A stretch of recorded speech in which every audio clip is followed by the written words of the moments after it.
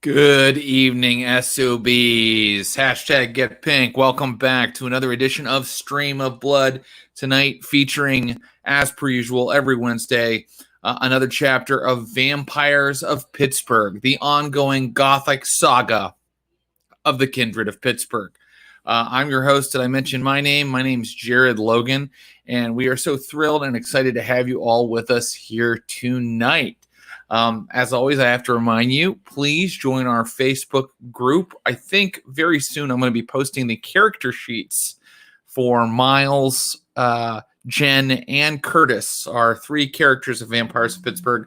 I'm going to be posting those on the Facebook group, and we post other fun things on the Facebook group like that. Maybe at some point I'll post the entire garage they were in last week. It has many different rooms, places they didn't go in, people they didn't meet. Maybe they'll meet them one day, but right now, maybe, we'll post that on the Facebook group sometime soon. So it's the Stream of Blood Facebook group. And we also have a Twitter, and that's @_Stream of Blood _, I believe. So follow that too, because we're going to let you know about extra shows. We're throwing in extra shows here and there. We've got something called Stream of Blood Laboratory that we're doing, where we're going to have some really fun creators come on, or like RPG experts, and talk about different gaming topics with me. And then we're going to play a game with them. So up first for that is a guy named, God, I hope I have this right because I didn't make a note, Grant Howitt, who creates these amazing one-page RPGs. So I'm going to talk to him about that, and then we're going to play one, and that's going to be like next week. So, follow the Twitter, and we'll let you know when to tune in for that, and have more fun during your queue. We're going to create as much content as we can for you during the queue. We're going to fill your faces with content. I think that's that. And then the other thing I want to remind you is every Sunday, our ongoing Call of Cthulhu series. It's going full steam now. It happens before the Age of Steam, so it's going full wind power right now. It's called the Neptune Society, and it's all about sailing ships at sea that sometimes encounter eldritch horrors that shatter one's sanity. So please check out the Neptune Society, and that happens every Sunday at 2 p.m. Pacific time. Okay. I think that's enough of me yammering and plugging and promoting. Let's bring on our illustrious players. Her character once fed on a dying man who was bleeding out in the back of a 1992 Chevy Lumina. Playing Jen Brown, the Thin Blood. Please welcome Ashley Burch, everybody. I can't hear you, Ashley. No, you probably just have mute on or something like that. That's okay. Or maybe, could it be your larynx? It might, guys, she might just have a voice problem. No, I'm afraid not. I'm going to send you back to the tech gods to, Clint, my co-storyteller who helps me out, and Brian Baldinger, my other producer who do all things technical, are going to triage that problem, and we're going to bring Ashley back in when she has the power of voice. But in the meantime, I can bring to you a man who, in just the last session, his character fed on two dogs in a junkyard. He just drank. He sucked two dogs dry. That's a very fair and I think accurate way to say it. Playing the disgruntled veteran, Curtis Krieger, please welcome Ross Bryant, everybody. Oh, hi. Yeah, hello. Hi. It's true. I sucked two dogs. Yes, you did. Well, you had to. You didn't have a choice. Mm-hmm. Yeah. You tried to do mind whammy on them, but it didn't work, and then you had to feed. Where when reason fails, resort to the suck. That's right. Yeah. The suck of last resort. How are you, my friend? How is everything going? I'm good. And after I was subtly shamed for whipping out the Inferno without having read it, I am now making my way through the Inferno. Wow, really? Well, you are really getting things done during your quarantine. Yeah, you have to do things to keep your sanity when you're shut in, and that includes a journey down into the circles of the abyss. It's an uplifting read, it kind of lifts your spirits. When you think that like maybe the world's going down the tubes and you're not happy with how things are in this country, you just read about the inferno. Yeah, you learn about how the thieves in the realm of the damned are transformed painfully into serpents. Right. Yeah. Abandon all hope, ye who enter here. Cheers to that. Words to live by. Yes. Let me bring out one of your other players. This guy, boy, oh man. This guy's character recently fed on a cop who was trying to help him. The cop was like, I'm a first responder, I'll help you. And he was like, Daddy wants to feed. And he ate his neck. His character did. The actual player, actor, comedian, improviser did not do that. Of course, I'm talking about as the grizzled old Union man, Miles Vanderbuck. Please welcome Thomas Middleditch, everybody. Hey, buddy. Whoa. What the? Why do you? Why are you? Oh. My favorite part is Potter off in the corner, just like. Do you think if you do that, I'm giving you melee skill? Because that's not how it works. I have 2 pips. I didn't even know about it. Turns out Miles Vanderbuck's going to be a nice guy. Oh, hell yeah. I can't wait to see that. Yeah, dog. Yeah, Miles Vanderbuck clearly has more pips in melee than you do after that display. I can tell. What are you talking about? Yeah. Whew. I don't know if that's how you use those. Enter the 36 chambers. Damn. What even are those? This is a hunting knife that my dad gave me. He's gutted many deer with this. Wow. Which is intense. And this was a gift because I like swords. And someone gave me a knife. Whoa. Yeah, that looks like that might be Dothraki in origin. I'm not sure. All right. Let's see if we have cured her laryngitis. Like I said, her character once fed and killed a dying man in the back of a Chevy Lumina. And she's just an absolute thrill to play games with. Please welcome Ashley Burch. Do I have my voice? Yay! All of our screens go out. Yay! You look and sound great. How are you tonight? Thank you. I'm doing great. I tried to use a much nicer mic and it failed. So don't try harder, kids. Don't try to make things better. Just stick with mediocrity. And that's you'll never great fail. advice. That's right. Look, these tech companies, man. I think I made my point there. How are you tonight? Social commentary. I'm good. I'm excited. I'm thrilled. I'm nervous that there's going to be one of us that gets dismembered. I'm excited to see what happens. Right. So let me set the scene and let's get right into it. Are you guys ready? Hell yeah. The beast inside me is rearing and hungry. So let's begin with a quick recap. Our players tracked the Barfly, a known anarch figure who fed in areas that were not his own territory, this vampire. They tracked him first to a motorcycle club, and then from that motorcycle club, they used various clues to track him to a garage outside of Pittsburgh in McKeesport, PA.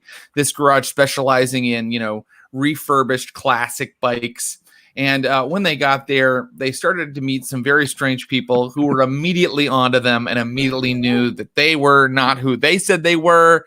And a big fight, investigation, negotiation took place. To quickly hit the high points, Curtis Krieger snuck in the back gangrel style, running through the forest, then having a junkyard fight with 2 dogs. Jen Brown went brain to brain with a mind-controlling, faster pussycat, kill, Satana-looking vampire out on the highway because Jen Brown tried to stay in the car, which is her MO. And Miles Vanderbuck had a fight where people were kind of being thrown into motorcycles with actual barflies to Headley, but he escaped up into the office and did his technical mumbo jumbo to get past a key lock locking Stu out, and he escaped Stu. And from up there, he could mess with all the security cameras and all the lights in the garage complex. And by doing that, he helped to break Jen from her mind whammy. Curtis got down into the garage. He took out their ghoul. Long story short, the leader of that coterie came forward. He was a man whose face was always in shadow, and he told them that he is not an anarch. He wants nothing to do with the anarchs. He is an independent operator, and the only thing he wants is for the Camarilla to not know he exists at all. So he made them a deal. They, the coterie, our players, asked for Stu Headley. They wanted the barfly. They wanted to take him back to the Camarilla. And this guy who introduced himself as Buddy was like, you know what? Deal. But what you have to do is allow my associates to use their powers of Imperium Mentis, their dominate powers, to erase your memory that I exist, that this garage is a place where vampires are havening, that any of this ever happened. And you guys verbally, at least, agreed to that. In our last moments of the session, Stu Headley, the barfly, was being strapped to a table in the garage. And the two women who were part of the coterie, the two female kindred, were amputating his arms to get him ready for transport, whatever that means. And our good friend Jen Brown, the tech expert, the tech kid of the vampires, pulled out her phone and was about to take a video. So a little bit might happen here in the following scene. We're gonna pick up right where we left off. You guys are in the parking lot of this garage. You are surrounded by this coterie. Curtis, I think you went into the garage to watch them do whatever they're doing to Stu. But Jen Brown, a couple things might happen here. Let's see how much of it you get on film. I need you to roll for me. I think your hunger is down to 3 at this point, if I'm not mistaken. That seems correct. And I think that for a good, super surreptitious kind of like camera job, I want dexterity plus technology. I'm and the so amount glad of you didn't say stealth of any kind. Great. I would have been so borked. Okay. Hey, you know what? I think Jen Brown's probably really good at filming things on her phone. So why don't you tell me how many successes you get, and that will determine how much of this you get on tape.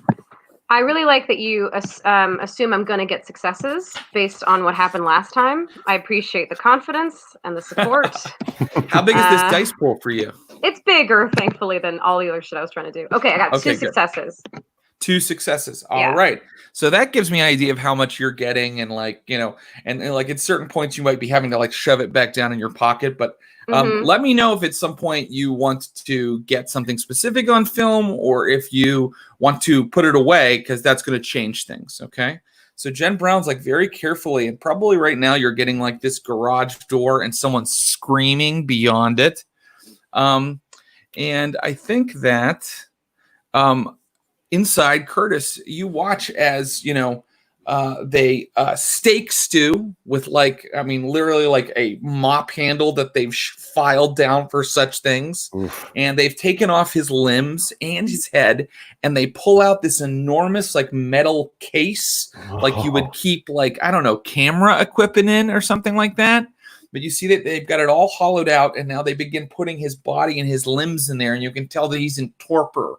Because even though the veins on his neck are stretched, he doesn't move. So his head is gone? He's just a trunk? No, his head is not gone. I misspoke because that is a final death for a vampire. Right. His head is not gone.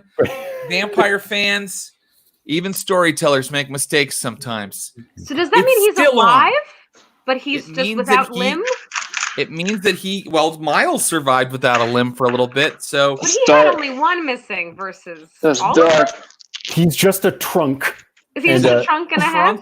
And they're now throwing his limbs after him, and they're shutting this enormous case. Oh.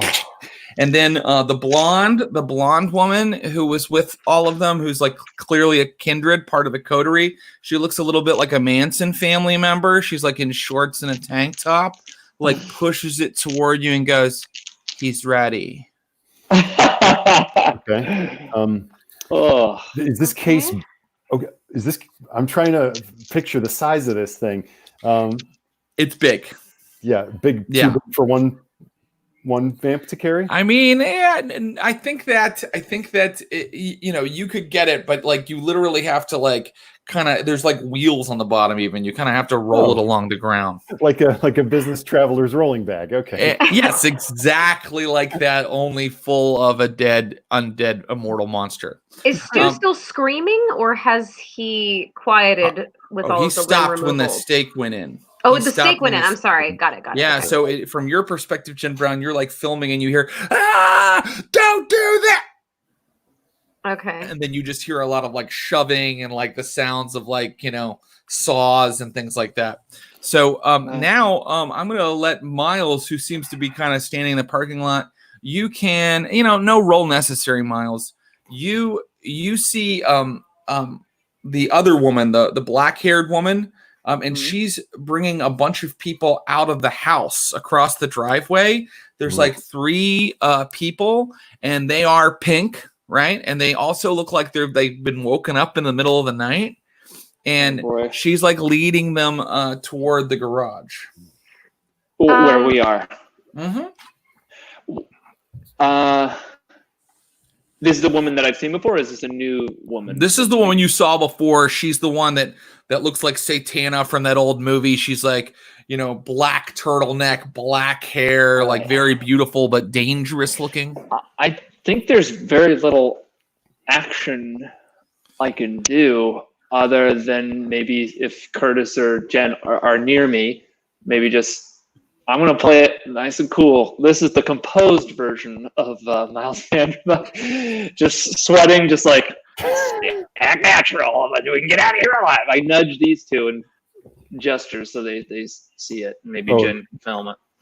Yeah. I don't know where, realistically, where I could keep it that they wouldn't see it. My phone. Right, and I'm taking your 2 successes. Your 2 successes gave me a lot of info about what you're able to get. So okay. I was hoping to. Now you can change it at any time. You can be like, I want to do this now, but I was hoping to avoid us like doing a lot of like having to rule where it is or whatever. It's like got it. Okay, just keeping it on, but sometimes you're kind of shoving it lower. Like okay, then I guess if I could, I would like to get faces if possible, and maybe a street sign or the face of the building. Yeah, you're looking. Yeah, markers of things. That's good. Yeah, no, that makes total sense. Yeah. I'm not going to make you roll for that. I think you already did. So we'll see. We'll see how successful you were. Okay. But these people are kind of led into the building, and suddenly the guy Buddy appears again. And again, it's dark out in this parking lot. The lights had all been shut off, so everybody kind of looks a little bit like a silhouette. And Buddy appears again, and he's dragging the detective that was with you, Churchill Jackson's man. What are you going to do with him? This is going to be an expensive night for us. And he starts taking him into the garage. Wait, what are you doing with him? He throws him onto the table. Jen, relax. We don't want to interrupt their rituals. How are we going to explain this? Who's on the table getting hoisted? The detective that drove you, that was with Jen Brown out in the car. You were not given his name. Churchill said that he didn't want you to know his name. So he's one of Churchill's guys. Mm-hmm. Yeah. Churchill's ghoul in the police. Yeah. It's his mole in the police department. What are you possibly going to do? Well, anybody can go and look if they'd like. I'd like to. I'd like to take the bag and kind of like still with the pistol, roll it backwards away from Alice. Was it? That's right. Maybe to the door of the garage where I can see my companions, and just kind of gesture that I got him. Okay. Do I see through the hallway that the ghoul is going to the garage?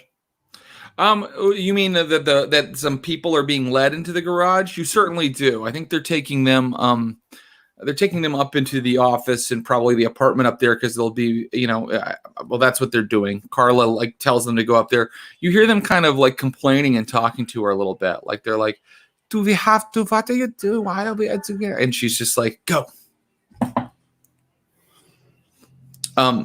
So they're headed upstairs. Buddy is doing something to the detective on the table in the garage. And now Carla tells the three of you to come forward. As I roll up, I try to, forgive me if I don't understand how this works. I try to communicate with Ruby. I'm like, and I'm looking at Jen like, where's Ruby? Ruby? Yeah. Was Ruby shut in the car? I don't believe so. Ruby's resourceful. Got the elbow drop. She got elbow dropped. Oh, that's right. Carla.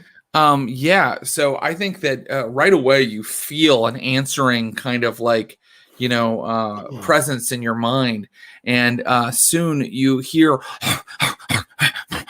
like the huffing, like snorting of Ruby coming across the lawn toward you. So she is not out of commission. Okay. Is she noticeably worse for wear? Is she limping and bedraggled? Ruby's pretty hardy. I don't think that she didn't take a gunshot or anything like the first time. So she's soon nuzzling at your leg. Okay, and good. The woman Carla tells you to come forward. So where is Buddy doing whatever he's doing? It's behind Carla. He's right inside the garage. Yeah. Can I just sort of, I'm not going to move forward or anything, but can I just sort of call to him and say, that man was beholden to someone much more powerful than us. I don't know how we're going to explain that he's missing and or dismembered. He doesn't know anything. He just drove us here. Yeah, it's okay, Miss Brown. I'm handling it. He sustained some injuries, and I am caring for him. Caring for him? I just want everybody to know you're going to make a whole lot more trouble for yourself if something bad happens to that guy. Nothing bad will happen to him. In fact, and now he turns, and the garage is lit behind him, and his face is just black. He's like, in fact, I just saved his life. You're welcome. Now, please pay attention to Miss Carla. And she turns to all of you and asks you to move forward. I'm going to say something for the sake of the recording. Okay. I don't care if anything actually happens with the vampires, but I'm going to say sort of like, I'm going to try to say it kind of like just scared, which it might not be even acting for her because she probably is scared right now. Mm-hmm. Of like a sort of pleading of like, please don't wipe us. Please don't wipe our memory, please. Please don't do this, please. Okay, now you guys did agree to this, but I see what you're doing. I want an act. I want Jen Brown to do a little acting. I think that she needs to. She needs to. She doesn't have any performance. Take an introduction to acting for stage at her university. How about some persuade? How about no, some subterfuge, some charisma plus subterfuge. Okay. And remember those 3 hunger die. Oh boy, do I ever. Such a hungry gal. Jenny. 2 successes. 2 successes. That's pretty good. Okay, so Carla has you move forward first, Jen Brown. And she's like, shh. And again, it's like just her eyes are suddenly visible. It's like an old movie. Everything goes black on either side, and her eyes get closer and closer and closer. And then she says to you, listen and repeat after me. You went to Costa's garage because you suspected they may have stolen. I'm going to start that over. You went to Costa's garage because you suspected they may have sold Stu Headley a motorcycle. The proprietor pretended that he didn't know Stu, but you persuaded him, and you were given an address in the South Side Slopes. And now we cut to everybody waking up in an apartment. The windows are covered in black squares. There's a big metal case in the middle of the floor. On a comfortable looking old sofa, you see the detective that was with you slumped over, and he's going,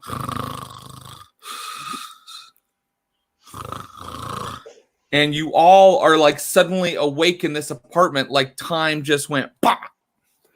And what I want from each of you is a rouse roll, because apparently a day and the beginning of a new night have started. But from Jen Brown, I have some very bad news for Jen Brown. And here is the bad news.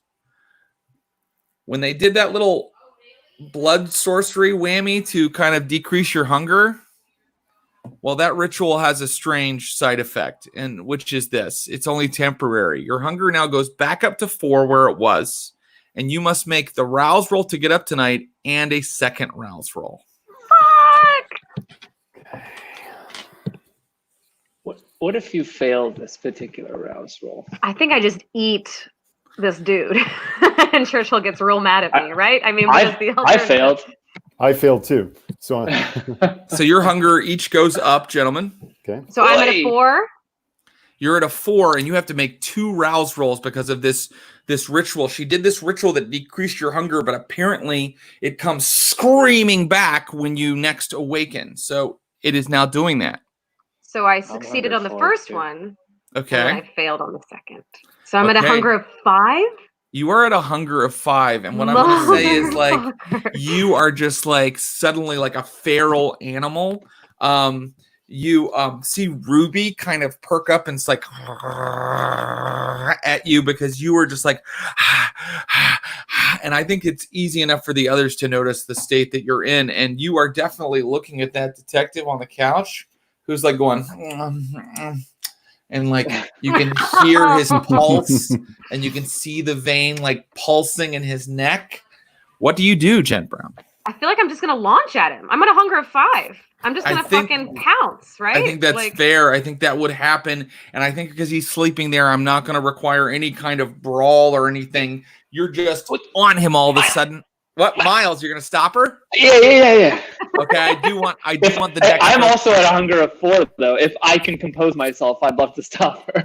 Oh God! Well, here's what I think: if any blood is spilled, it's all over for this guy, and who knows who else. But right now, I'm going to let you make the Dex plus Brawl roll. Actually, I want it to be Strength plus Brawl roll to grab her before she feeds on this guy. Strength, Brawl. Oh dear, it's not very good.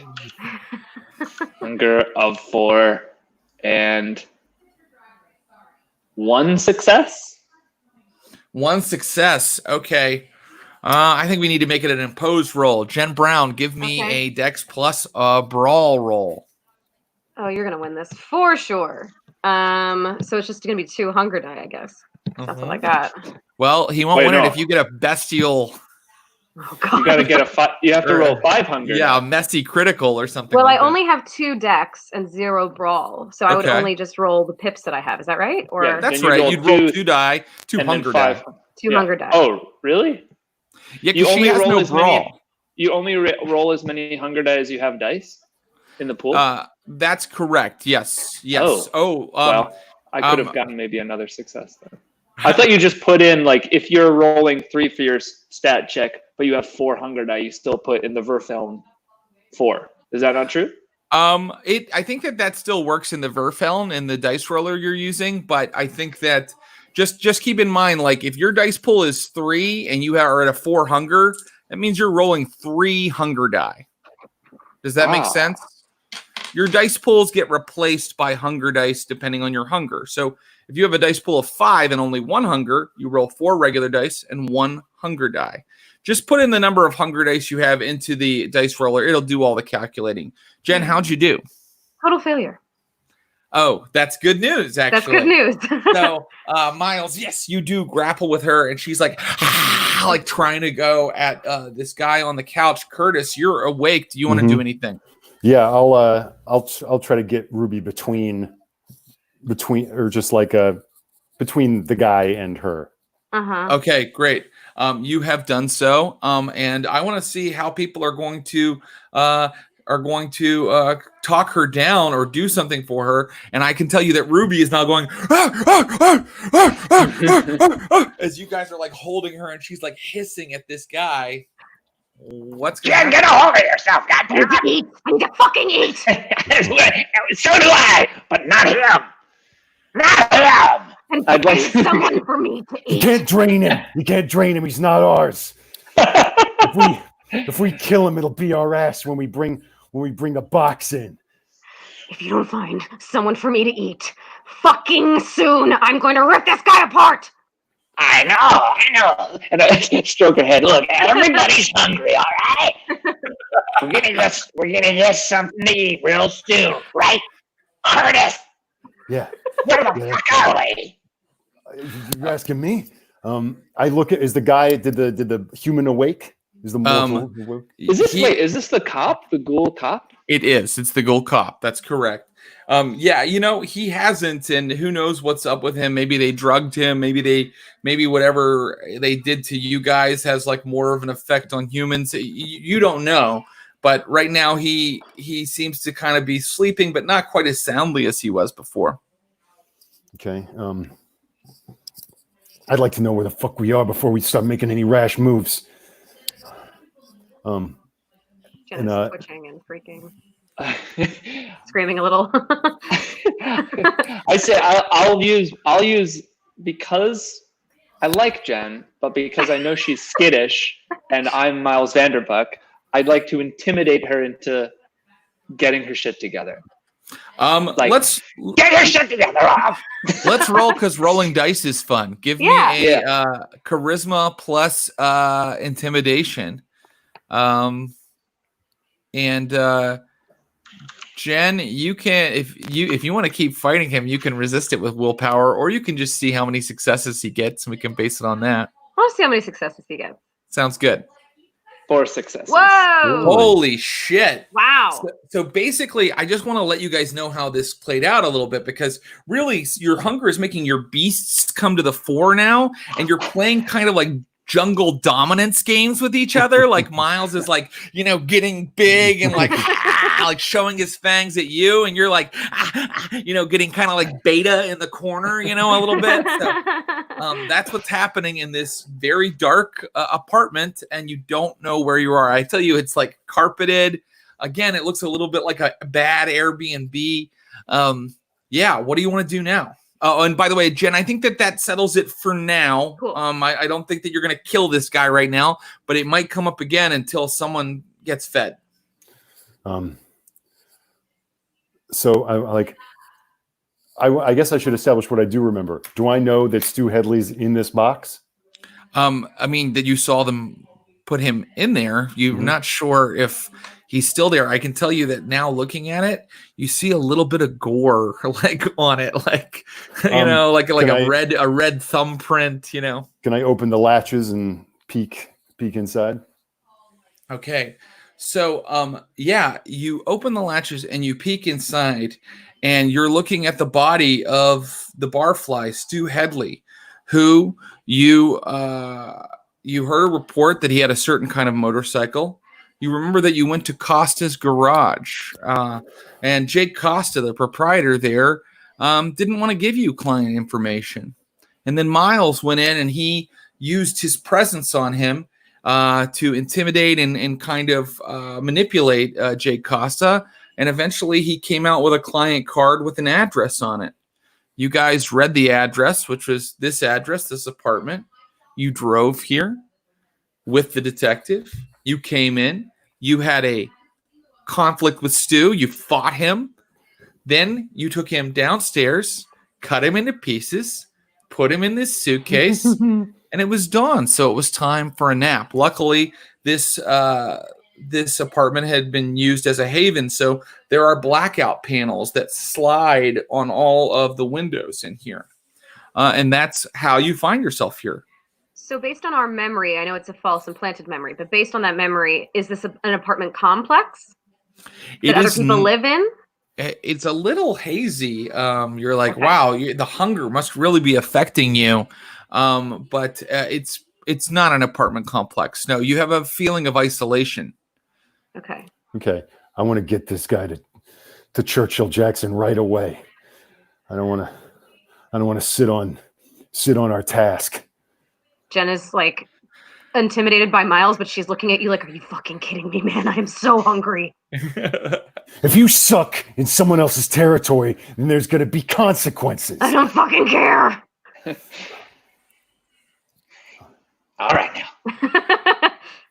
Why don't we go to the what's it called, consortium? The Elysium? Yeah. Why don't we go to Elysium and get yourself a nice little shooter? Huh?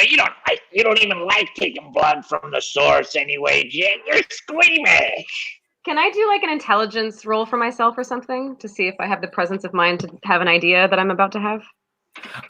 Tell me what the idea is. Well, I want to sort of see if she would have the presence of mind to be like, tie me up. Like, to have enough of like a look at herself to be like, I can't be trusted right now. I'm going fucking bananas. I feel like for that, I'd like for you to roll your humanity. Oh.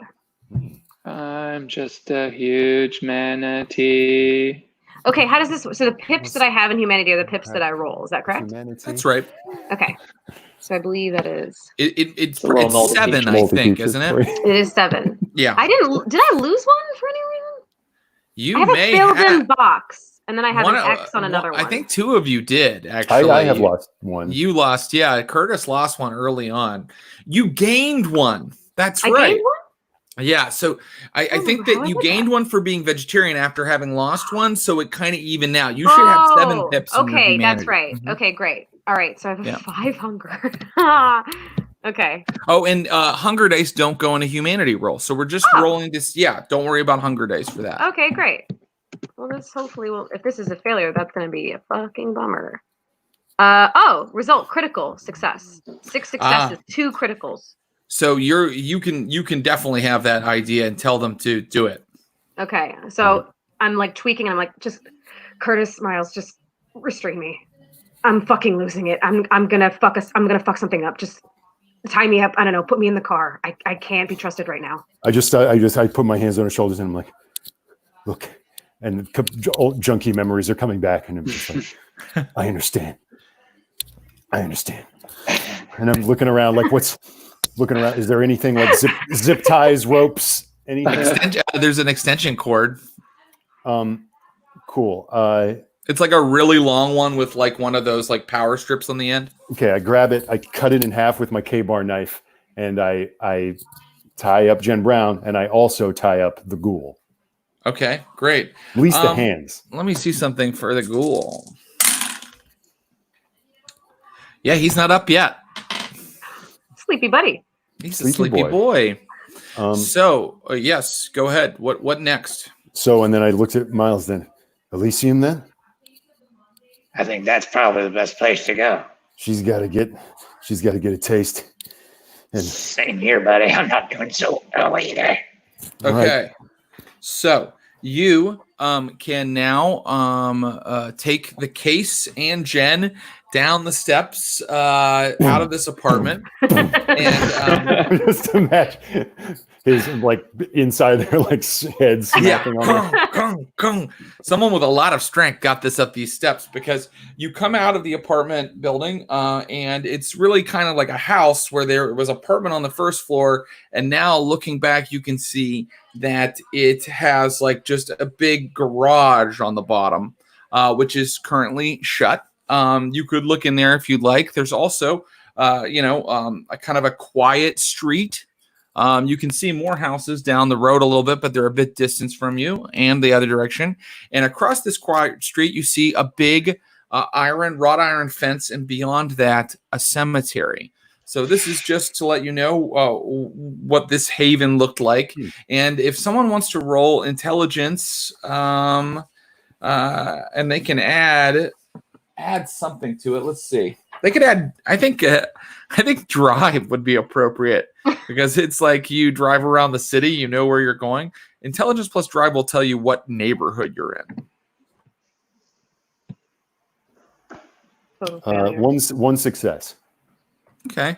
Yeah, this looks a little bit familiar. You think you're in Southside somewhere, Southside Slopes probably, because, well, it's kind of on the side of a slope, and it looks kind of hilly around here.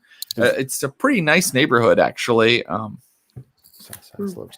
And in my head, do I remember the address that I was given by Costa? The address you were given by Costa. Yeah, you do, actually. Yeah. That makes sense. Yeah, it's In fact, you realize that you remember it the second you look at it on the front of the house. That's when you remember the exact address. I've always known it. Yeah, it's I have it here too. Give me 1 second. I'm just gonna. It's the Tolman Road. Cool. 341 Tolman Road. 341 Tolman. All right. Do I see the flashy 70s car that we drove there in? You see the 70s sedan is parked out front. Okay. Then I guess, shall we then?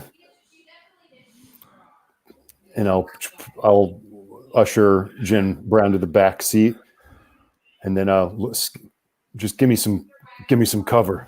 Or Miles, you want to do the honors to lug this, or we can weekend at Bernie's the ghoul to the car? Yeah, I if I can, I'm not the strongest boy, but if I can haul him down, I will. I think that you guys are able to do this. You know, your weekends at Bernie'sing him. There are not a lot of people here because it's like a cemetery, and then, like I said, the houses are a bit spaced apart with big yards, so no one is watching you. Okay. But remember, Miles, anytime you're doing something with strength, you add your potence to it. So you have a potence of 1. So anytime you do anything with strength, you can add that potence pip too. That's your supernatural vampire strength. You guys get the ghoul in the back. You get Jen in the back. The dog slides in. All right. I guess we put the barfly in the trunk if that fits. It fits. It's one of those big American cars from the 70s. So it does fit in there. And soon you are driving down the road. And you want to just go as quickly as you can to the U.S. Steel Building and Elysium, or is there anywhere else you want to go? Sorry, could I ask where the ghoul is in the car? Is he in the front seat, or is he next to me? Oh, that's a bad. You know what? I narrated that, and I shouldn't have. I should have let you guys. He's probably not right beside you, right? I think Jen would request that he go in the front seat. Okay. Okay. All right, yeah. I put him in the passenger seat. Probably put Miles back there with Jen to kind of keep control of her, maybe. And Ruby's in between. You can smell him, Jen. Like he's smelling like a bag of French fries to you. Fuck. Like you're just like Ashley wants a bag of French fries. So I really. And Curtis starts. Do you start driving, Curtis? Mm-hmm. Okay. You start driving down the road, and you're taking the quickest route you know of to downtown in the U.S. Steel Building. And you guys realize dusk. It just hit, and there are people everywhere. You come around a turn, and Jen Brown, suddenly there are lots of bags of French fries just kind of walking here and there and back and forth and laughing and kind of like stopping your car to cross the street illegally, and things are getting kind of tense again for all of you. Yeah. Are we in our own neighborhood? You are not. You are in another neighborhood called Southside Slopes. You're actually, I think, going to have to go across a bridge to get over into downtown. So we won't pass through our neighborhood going this quickest way. No, it doesn't seem that you will. I don't think so. Let's just get to Elysium, buddy. God brought it home. We just went to Gelson's. No, Dad. These people are just outside the window, craning their necks and lifting their wrists. I feel like I gotta make a roll to constrain myself, right? Like I feel like you should. I want a willpower roll. My willpower is down to 3. Oh, I re-rolled something the other day. Oh, and remember, there's no hunger in the willpower roll. Go That's ahead and right. give it a roll. You. Wow, that's astonishing. 2 successes. Oh, great. Okay. You were just in the back and like you keep going and like following these people, but I think that to prevent something bad from happening, Curtis, we may need a drive roll from you. Okay. Just straight drive? I think this is about route and speed. So I want it to be a wits plus drive roll. Okay. Come on. 1 success. 1 success. Okay. Here's what I'm gonna rule. You are like careening through the streets really unsafely, like extremely unsafely, and like coming around corners, and the dog starts barking again, and you're like just like moving like so crazily around the streets. But I think that you eventually do get to Elysium, and when you pull up to the U.S. Steel building, it's like literally like out front, like and like and the sedan is kind of smoking a little bit from how hard you've pushed it. And now you are in front of Elysium. So tell me what you'd like to do now. Is there a parking garage, so that we don't have to like parallel park in front of it? Can we go? Actually, there is. Yeah, you pull. So you're pulling around to the parking garage, and now I will allow Jen Brown to make an intelligence plus etiquette roll. In fact, all of you may. Etiquette. Oh, never made an etiquette roll yet. Okay. Or I don't know 7. what etiquette is, buddy. All right. I'm just a union guy. Etiquette. Okay. Oh man, total failure. Okay. 1 success. Total failure. Guys. I don't know. Never mind. Oh no. Not important. Who got 1 success? Miles? You're like, we're pretty hungry and we're about to meet our bosses. It'll probably be fine. Well, I'd actually like to. I was going to try and nab a couple vials of blood before we talk to anybody. Yeah. If Curtis parks, I'd say to Curtis, like, Grab the ghoul. I'm gonna get me and Jim something to drink, just to take the edge off. You know what I'm saying? I feel like we should leave the ghoul here because Churchill doesn't want people to know that he's got to be inside. Right. Yeah. Could I really go up there the way that I am right now? No. I mean, in our time in Elysium, how about I bring you something from upstairs? Well, we know that there's like a main hall with a bar there. I mean, I remember that. Yeah. And Jen even snuck some stuff from the bar at that time at one point. It's daytime, lol. So there's not necessarily a party. So maybe there's just a guy that we just go get some blood. Oh yeah, I guess I'm assuming that it's going to be like a party, like it was that first time we came, but maybe it's not. There's free blood. Is there a party every time? Are we talking blood rave every night? That's what I assumed. That's what vampires do, right? They just always have blood We've been rave? here when it's not blood raven. We've That's been true. here when it's That's just true. a normal day You've of the been office. here when it's not blood rave. And there was blood there then. That's true. Yeah, all man. right. Let's fucking do it. We're on tap here, y'all. So I'd like to, if there's a blanket or a coat or something, I'd like to cover the ghoul with that. Leave him in the back seat, and then bring the box with me up to. The second you get out and you start opening the trunk, you hear a voice go, "Curtis, you're back." And Churchill Jackson steps out of the shadows. You guys. Relax, Miles. We have cameras that watch the parking lot. Well, we're a little There it is.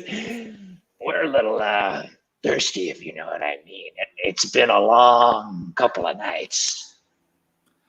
Right. And he's kind of looking you over, and Churchill like seems like he kind of like takes a step back, and he just for a second bares his fangs a little bit. And then he's like, I understand. I'll send someone down, but were you successful? I roll the box, and I just the full Pulp Fiction, like. Could I do a perception on his fang response?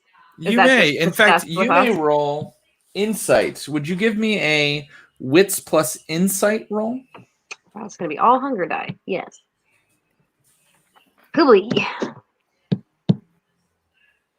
Nope, nothing. Nada. This guy hates you, Jen. He's you don't trust him. Churchill. You don't trust him. You don't trust this guy. He's up to something. He doesn't like what you've done with this barfly character. He doesn't like how you came in, and he knows how hungry you are, and he's going to use it against you. he raises an eyebrow at what you've shown him, Curtis, and he's like, I'll send someone down. A minute later, a couple minutes later, one of those ghouls in the security guard outfits comes out with like a couple bottles of blood and tosses them to you. I down that shit. Yeah. Okay. Yeah. So I'm gonna say blood titty. Yeah. Sorry. So yeah, no. That's. I just think we all need to take a moment for that. Just let that sit. We're gonna let that air out a little bit. A little carried away. Yeah. And now I can tell you that all of your hunger goes down by 1. Oh. Only 1. Okay. Sorry, it's the equivalent of bagged blood, and I can tell you also that luckily none of you are Ventru because you can't. You're like, it's like even when it's good, it's not good. This kind of bottled blood. Okay, so you think you might be ready to come upstairs. The guard is sort of just waiting there outside, and after a little bit, is Churchill Jackson still there? Or is it just no? Churchill left, and actually, the ghoul wakes up and is like, "What happened?" From underneath his blanket. Yeah, he pulls it off. Yeah. Or he's tied up, hands behind back. Shit. Okay. Hey, what the fuck? Hey. I'm just gonna get down in there with him and shut the door. I'm like, hey, you're in a place where nobody needs to know that you're here. So maybe you can just cool your heels for a second. Where are your we? boss is gonna be back in a bit. Churchill? Yeah. All right, I'm cool. Just another day at the office. Churchill comes down and before I go, I'm just like, don't try anything silly. And then I just kind of make sure that Ruby is makes eye contact with him, like, yeah, man, I get it. And then I'll go up with them. Oh, very good. Okay, so you're taking the case up. You're taking Miles and Jen upstairs. Is that what I understand? Unless anybody. And Churchill's with us? Churchill does come back down. Yeah, Churchill has come back down, and he's like, is everybody feeling better? Are we presentable?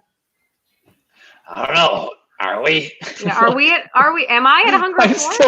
Aren't I still bloodied and You're a hunger of 4. Yeah. But my arms barely, my clothes look as if my arms have been ripped off. Yeah, he's like, come upstairs. And now you're in an elevator with him, and he's like, we asked you to make contact with the barfly, and you dismembered him and dropped him on our doorstep like a cat with a rat.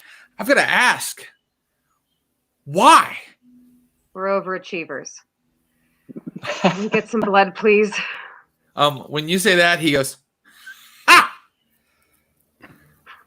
Well, all right. You are now in Elysium, and you can have more of that bagged blood if you want. You want some more? Yeah. Jen's gonna make a beeline for the bar. Are you untied now? Oh, yes. I'll present to Curtis. Okay. Okay. Churchill points to where you can get a change of clothes, Miles, and Curtis, and anybody else who wants one. And he's talking to some other ghouls, and he's like, call a meeting of the Primogen Council. They've come back in. And what sort of clothes are we talking? So they're not great. They're like without the badge or the patches. It doesn't have the badge or the patches, but it's the short sleeve button up blue shirt that the security guards wear. Oh. That's great for Miles. Yeah. Kind of his style. Whatever. Can I do a mixed drink of the only power that I've figured out how to do is the super hearing, right? Mm-hmm. So could I do a mixed drink of one of those? Yeah, I think that you remembered that was phlegmatic blood, and you see some bottles that are marked pH. So you start to kind of pull them off, but I want another willpower roll from you. Oh, okay. So that would be 3. 1 success. 1 success. Okay, great. Yeah, you pour yourself the cocktail, and it's brimming with vodka and blood, and you take it down. And I am going to inform you that Jen Brown, not only what is your composure and your resolve? My composure is 1 pip, and my resolve is 2 pips. Okay, you get some willpower back. You get 2 pips back. If whatever, it can't go over your original willpower, but you can get 2 back now. Oh, great. Okay, I'm back to standard then. I know that you sometimes get it back at the beginning of a session according to the rules, but I think Jen was not in her most will-powered place at the beginning of the evening. So, but now that she finally gets her vodka and blood, she's back, baby. So she gets her willpower back, and she also gets we're gonna cure 1 more hunger, but I don't think it'll do much more than that. That's fine. Miles and Curtis, if you've expended willpower, you also can get the higher of your resolve or composure back to your willpower, but remember, it can't go over your original maximum. I want to let you know that you see that Curtis has called a meeting of the Primogen Council, and apparently they're going to debrief you pretty soon. Is there anything anybody would like to do before that happens? Can I gulp another jug of blood? Yeah, I'll allow it. Can I speak with Churchill privately, or ask to? You can, of course. And he takes you aside. Yeah, let's get our stories straight before we talk to everyone. I'd appreciate that. Can I listen to this conversation since I have super hearing now? Sure. Yeah, you may. Oh, well, are you using that power now? No, I'll save it actually. Are you sure? Okay. Yeah, go ahead, Curtis. I got your man down in the car. You brought him here? There was no other. Mother should have dropped him off. Yes! Don't bring him here. Fuck. All right. Fuck. All right, I'll be back. And you see Curtis head back for the elevator. All right. Well, great. Time is around? passing. Sorry. Yeah, no, that's okay. The only person that you see around are these ghoul security guards, and you also see like a big kind of strapping guy at the bar. He hasn't really kind of looked toward you. He's wearing a tight little shirt, and he's got like a bald head, and you haven't really looked at him so far. Okay. I haven't seen him before. No, but when you came on the nights when it was Blood Ravey, there were a lot of people about. Sure. He's just sitting there. Mm-hmm. And he hasn't taken any notice of us, really. He looks back at you now, and you can see that his face is like, it's like too much skull. Like, it's just like, why are there so many angles? Do you know what I mean? Like, it's just a lot of face. And even his ears seem like a little bit distended from his head. He looks like the guy you would cast as an orc in a movie. Uh-huh. Jen's just, God, I fucking hate this place. And then drink again, if she can. Not to just, like, abuse this and try to get my hunger all the way down. No, it's okay, but I think that at a certain point, this bag blood just doesn't, it can't keep filling you up. So I think that where you've landed is where you are for right now. You need something living to kind of do more for you. And I think that now people are starting to arrive. Time has passed. And soon you see people you recognize before. Dr. Orman walks by you without looking in your direction and walks directly into the conference room. Hi. He kind of, like, you can see him kind of, his shoulders kind of tense as he walks in when you do that. Then who else? A very beautiful woman of Indian descent, it looks like, walks past you. And finally, Miss Sonia arrives in the elevator and is like, amazing. There she is. She says, hello, darling. to Jen. Hi. She goes over and starts talking with the large guy at the bar, whispering. I can't hear them? You can if you want to use your power, or if you want to sidle up with some stealth. I'll use my power. Okay, great. So that is you're kind of you've drank some phlegmatic blood, so you have temporary access to 1 dot of auspex, and you're going to kind of spend it now. And here is how you're going to do it. You're going to roll wits plus resolve. Okay. But you're going to add your auspex, your 1 dot of auspex to that roll, so you're adding 1 die. Great. Okay. So then I will do 2 successes. Great. And you can hear her going, how did they look when they came back in? They looked very worse for wear. They looked pretty beat up. They had a huge case with them. Churchill and the vet had some kind of argument. Then Churchill headed back down to the garage. Like he's just telling her everything that happened. Okay. So he's like a Sonia associate. Yes, and you are shocked out of your microphone ear reverie, Jen Brown, by suddenly Churchill going, "Are you ready, Miss Brown?" God, yeah. All right. Good luck, you 3. And he walks into the conference room, and the doors are open, and you see a table full of people waiting for you. And at its head, Adelaide Ross is smiling. She has a perfect red lip and a big white smile with 2 sharp fangs. I don't like the way he said we need luck. No. Okay. Well, I'm just going to take a bottle of whatever the closest alcohol is with me. Great. Okay. Yeah, you can do that. So there are 7 people at this table representing the clans of Pittsburgh. You recognize Adelaide Ross and you recognize Miss Sonia. Churchill Jackson, as the sheriff. Dr. Olmsted introduced himself in our first session as the Tremere Primogen. You don't recognize a guy sitting near Adelaide who seems to have some sort of rapport with her. He's kind of a small guy with kind of wild, kind of Kramer hair. And he's wearing kind of, how do I describe his dress? It's kind of like,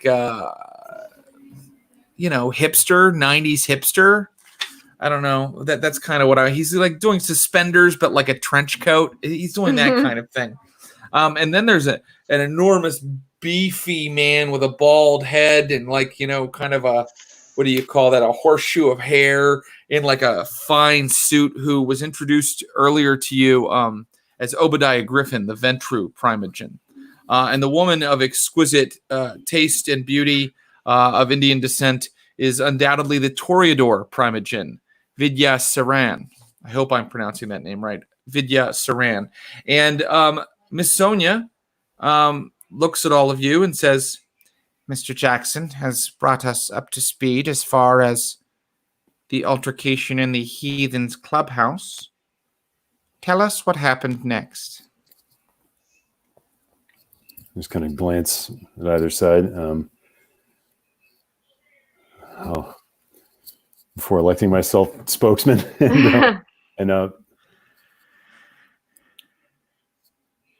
Yeah. We made contact or realized the type of motorcycle that this so-called barfly rode around in. Tracked that to a buyer-seller repairer of St. Costa's, a mechanic shop out in the sticks. We went there, talked to the owner, and got a address from him. We went there, down the south side slopes, And it was there that we made contact with the barfly, as you see him now. Obadiah Griffin goes, this mechanic just gave you the address? Miles got it out of him. How? His charms. Miles is doing this. Okay. And I'll roll intimidation to convincingly be tough, even though I'm an old ass. I think that you should. Why don't you give me? Let's see. You're not trying to intimidate them, but you're trying to show that you are intimidating. So give me a. I think it's going to be charisma plus intimidation again. Oh, whoops. That goes 5. You know, they're found a messy critical, whatever that means. Oh. 6 successes and 2 criticals. Oh wow, a messy critical. That's what it says, a messy critical. What does that mean? It means that the beast inside you rears up. Great. That was exactly what I wanted. It was. So basically, like, it's not, you don't just do this. Like Jen Brown's like what did you say? His people skills? Charms. His charms. And that's when you like put your hands down on the table and you kind of are like breaking the table with your fingers and you kind of just show everybody like the face of your beast for a second and the entire table goes. It's bizarrely strange for a 62-year-old man who looks like Nick Nolte with a goatee to do, but what you have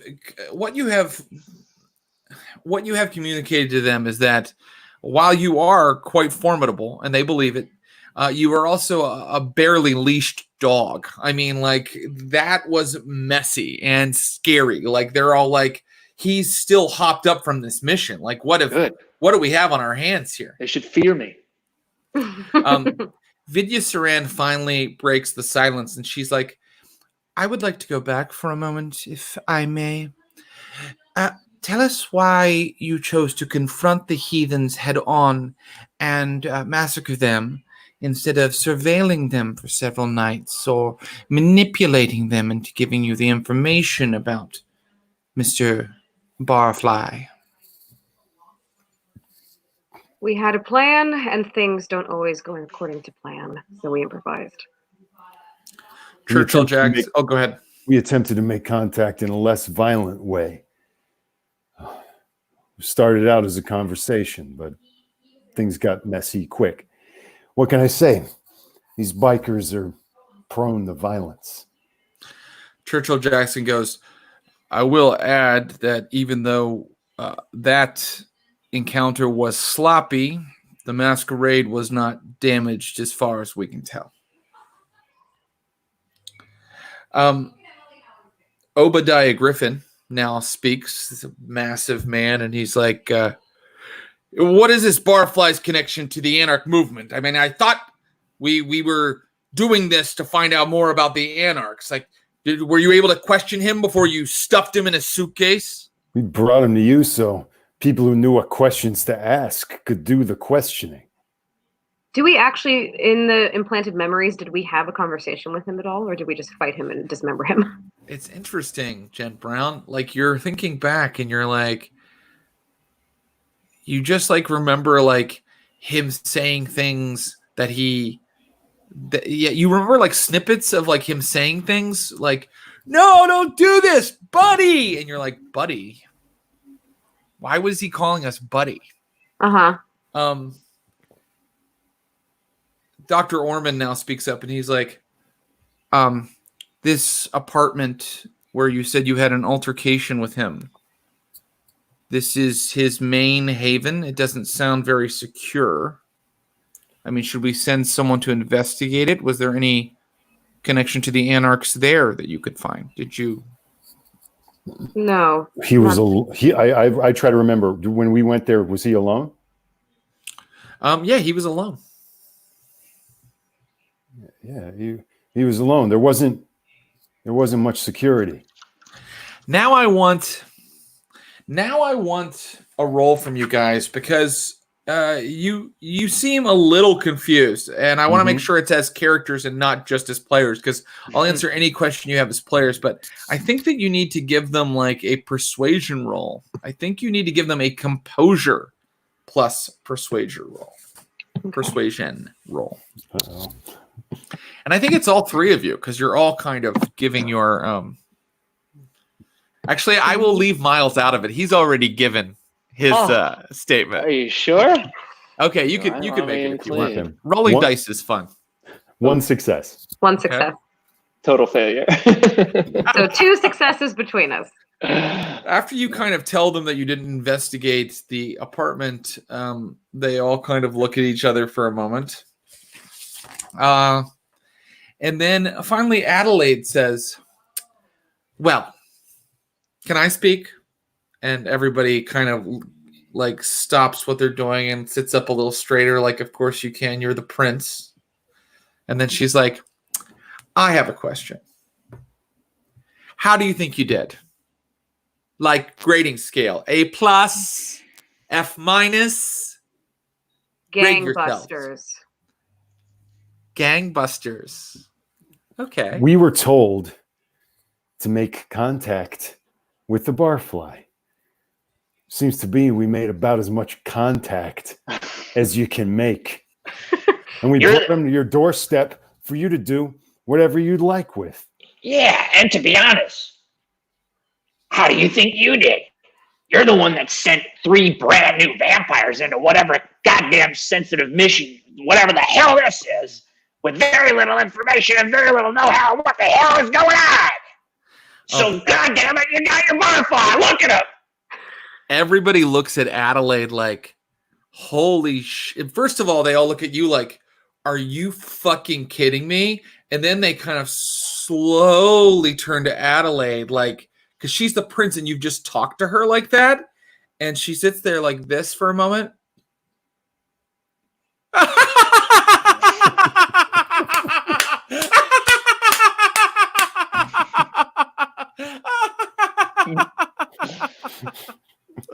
Okay, you're dismissed. We're going to confer. Thank you. And now ghouls are sidling up near you. I'm gonna turn Can I- around.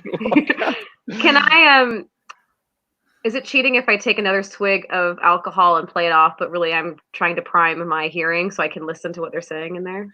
I'm going to allow your power. I feel like we're still in the same scene. I'm going to allow your power to kind of, as long as you keep that bottle and you keep swigging, I'm going to let you kind of do your radar sense. So do you want to try it again and listen to what they're, you want to listen to what they're saying? Walk with the guys, but I'm going to try to listen to what they're saying. Okay, give me a wits plus awareness roll again. And remember to add that extra pip of like aspects that you've temporarily granted yourself. Okay. 2 successes. So that successes allow you to hear like people kind of arguing for a minute and you haven't quite like tuned in yet. And then you hear, I don't see what the problem is. We thought that it would work and it worked. They performed. And then someone was like a blunt instrument. They're dangerous. They're sloppy. She's like, there are uses for soldiers like that. Can I tell who's speaking? Adelaide's definitely kind of talking about all of you. Okay. And the man that said we were blunt instruments? That might have been Obadiah Griffin. Okay. The Ventru Primogen, a guy that you don't know much about except that he and his associate, Mr. Francis, are trying to buy Grouper, your company. Right. So now you are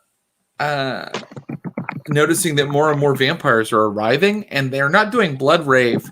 They are kind of just, bellying up to the bar and walking around. And if someone wants to make a wits plus insight roll, they can, about these other kindred that are suddenly appearing.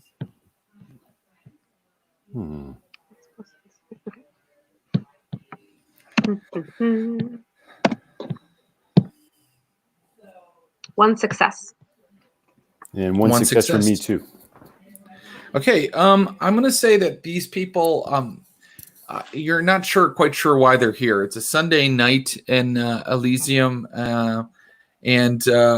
but they all seem to kind of occasionally be throwing glances at you guys. Finally, the conference room doors open, and Churchill and the rest of the Primogen file out. And you can speak to any of the Primogen that you wish as they file out into the room. Or you can just kind of cool your heels at the bar or do whatever you like. Let me know what you'd like to do. Okay. I think I'd like to go to the bar, and if I can, keep just trying to tune into other conversations. Great. No problem. So while you're at the bar, give me one more of those wits plus awareness rolls and add the pip for Auspex.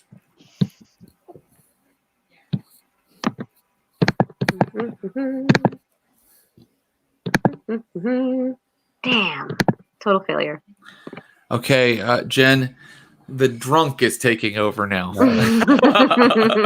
It's not quite as you're not in that heightened buzz state where you can kind of perceive everything in minute detail.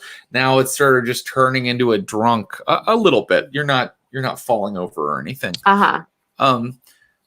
Curtis or Miles, is there anything that you'd like to do?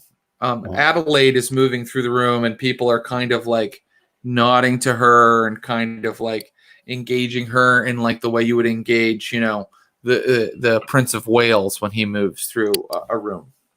I forget who Adelaide is. That's okay. Adelaide is your adoptive sire, who you once fed from, and who is the Prince of Pittsburgh currently. Oh, that woman, the laughy girl that we just talked to, with the white blonde hair and the killer fashion sense. Ross, did you do all of them? That's so fun. It's very fun. It's funny being ambushed by them from time to time. Remember this? I want to get a read on Churchill Jackson. Does it look like he's so mad at me and us that he wouldn't want me to walk over and try to hey, I did my best. Can we work this out? He's talking to Miss Sonia. You're not sure. You could talk to him though if you wanted. I'll walk over. When you approach, you realize for the 20th time that vampires aren't like people, because your approach makes them both kind of like turn to you like lions would on the veldt, and then they immediately remember that they're not animals again, and kind of straighten up. And then Miss Sonia says to Churchill, "Thank you," and she walks away. And he goes, "I'm heading down to interrogate Stu." You need a hand? I don't know if you're the best person to bring along for something like that, Curtis. Look, I tried to do the best I could with the information that I was given. If I knew you wanted the subtle approach, it seemed to me that time was of the essence. You did solve the problem, in a way, in 2 nights. Well, that's something, I suppose. Do you need me to get rid of your problem down in the car for you? Shut the fuck up. Do you realize it? Say no more. All right, we'll talk later. And he moves away toward the elevator. Damn. I'd like to sheepishly go up to Adelaide. She is about to go up that staircase that leads to her office, because in the first session, Right. Curtis took a dive out of that window and everything. Miss Adelaide, or Prince. Oh, hello. Yes, Prince. Wow, look at you adopting the nomenclature. Looks like you can teach an old dog a few tricks. Look, I don't like doing this, but sorry for losing my cool back in there. Oh, no, you don't have to apologize. Sometimes kindred forget who we really are. And it's important that we show each other, don't you think? Yeah, sure, I suppose. And I guess what I really am is one of these vampires, just like everybody else. That's right. You are a vampire like everybody else. Come upstairs with me, would you, Miles? Yeah, sure. And I look back at these two and go,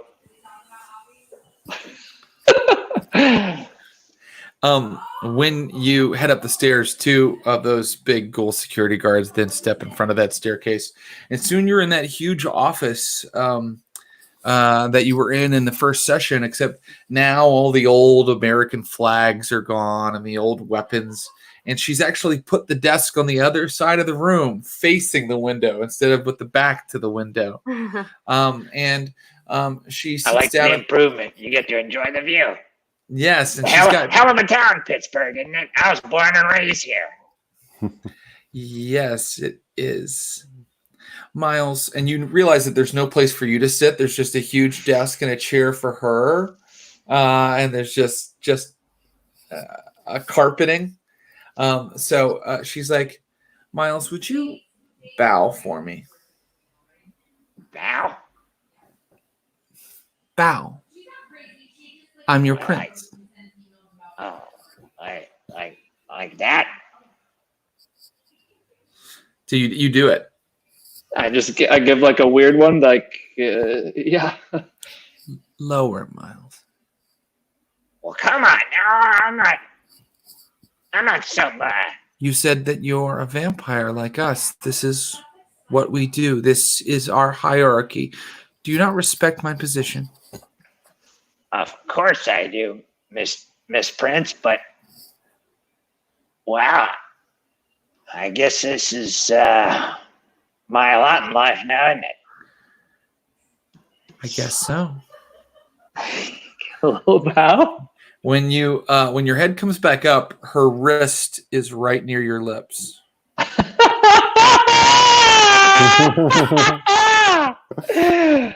remember this whole thing. Yeah, I mean, I want to know if I can play it off as like, actually, I think it's more fun to do this, I think, in terms of the story. Yeah, fuck it. Miles is in. He gives a little... Your fangs are in her wrist, and again, I mean, it's like pure heroin. Like you're just like you're blown away by it. Everything goes a little fuzzy around the edges for a moment, and just to be kind of respectful, we're going to close on that scene for a moment while that goes on. If my wife could see me now, my God, how I've changed. Yes, yeah, she'd be shocked. Can I say that when we see Miles go up the stairs, I wanted to have come to Curtis and been like, and sort of sidled up, and I guess I'm a bit drunk now. But basically be like, I don't trust her. What's he doing up there? Hey! And suddenly that big guy that was at the bar earlier comes up to you and slaps you both on the shoulders. Ow, fuck. And he's like, so, I heard you fucking ripped him to pieces, right?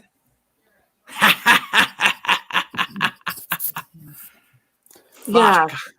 I bet it felt good to rip apart that anarch fuck. Huh? Sorry, who the fuck are you? I'm sorry. I'm Roman. And he puts out his hand to shake. Roman?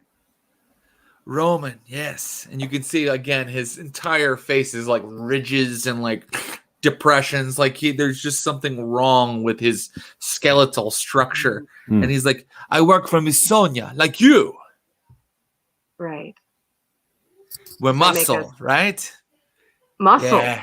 If these anarchs keep trying to move into our territory, they're going to need more warriors like us. Am I right?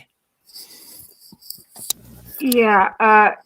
Excuse me, I gotta go check on something. And then I'm going to kind of extricate myself and then walk toward the staircase. the staircase up to Adelaide's office. Which I know there are goals there now, but there are, and they're standing there. Hey, I need to go get Miles. Can I? The prince said that she was not to be disturbed. Yeah, I'm sure. I'll be quick as I can. Up and out. I'm not sure we can let you up there, Miss Brown. I'm not very intimidating or anything. Perhaps you can be persuasive. Maybe I can be persuasive. Look. Or you've been drinking phlegmatic blood all night, haven't you? Mm-hmm. And you're still sipping from it, right? Mm-hmm. Yeah, I mean, this might not be exactly how it says it works in the rules, but it's the way I'm making it work. I think that one time you tried a trick where you like demanded something. And yeah, I think you can try that again. Okay. Because phlegmatic blood gives you access to a dot of dominate, and you've just been guzzling it all night. Uh-huh. So let me find how that dominate power would work. It's called compel, and it's the first. It's one of the level 1 dominate powers. Give me a charisma +1 pip for dominate roll. Charisma +1 pip for dominate. Ooh, it's not gonna work. No, failure. And they're like, so you're like, get out of my way, and clearly, like, yeah, the power is turning just into vodka drunk now because you scream at them, or maybe you don't scream at them. I'm sorry, I don't want to put words in your character's mouth. How do you say it to them?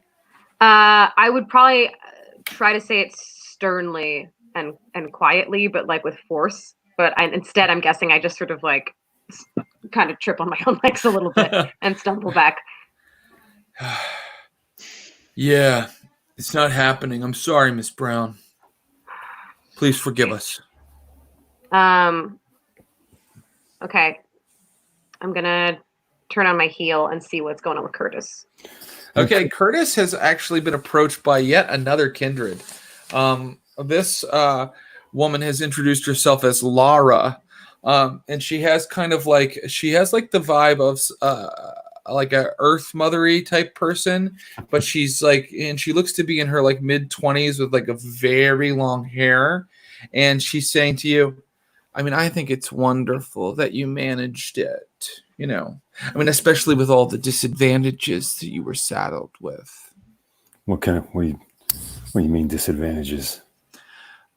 Oh, well, I'm sorry. I just meant that you succeeded in bringing in this anarchy, even though you have very little idea of our culture.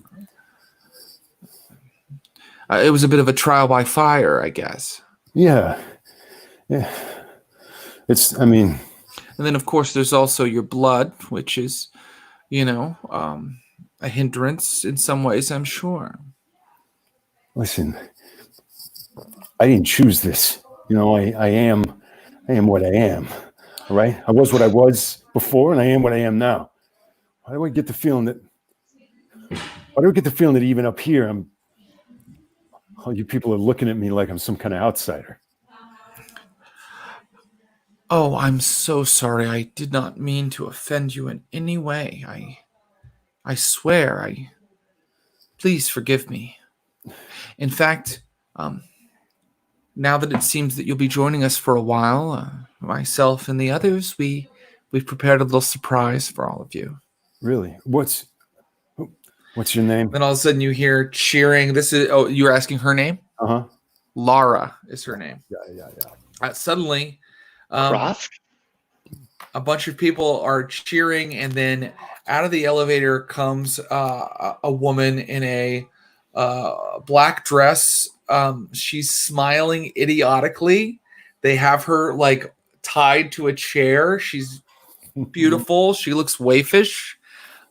She's pink, not pale like these others. They sit her down in front of you, and in front of Jen Brown. And they're like, and Roman comes forward. He's like, go on, have some of the good stuff. He's like, oh, baby. And the prince said, you can empty this one, huh? I don't really like to be watched while I eat. Compliments of Miss Ross. What's the big deal? We are what we are, right? Yeah. Yeah.